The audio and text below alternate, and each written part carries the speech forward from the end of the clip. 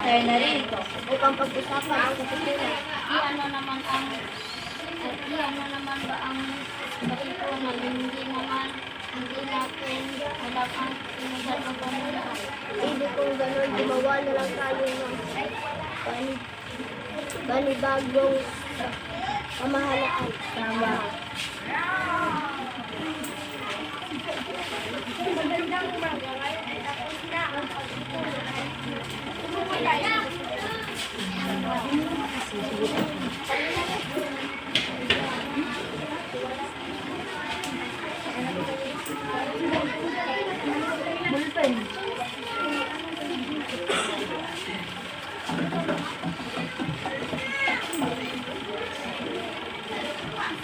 Una sa lahat, makinig kayo sa akin. Nandito na tayo upang bumoto piliin ang nararapat maging Pinoy.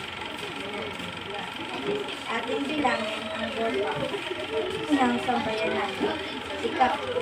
Ikaunang boto, Emilio Aguinaldo. Ikalawang boto, Andres Bonifacio. Ikatatlong boto, Andres Bonifacio. Pangatlo, nakakuha ng 104 na boto sa 256 na boto bumoto si Emilio Aguinaldo.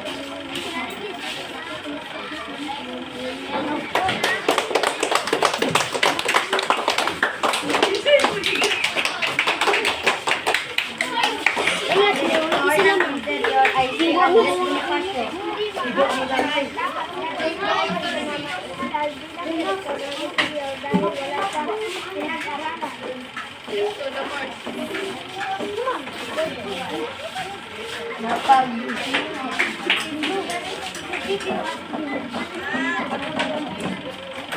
Napag-desisyonan natin na kung sino man mahahalal ay ating igagalang anuman ang estado ng buhay.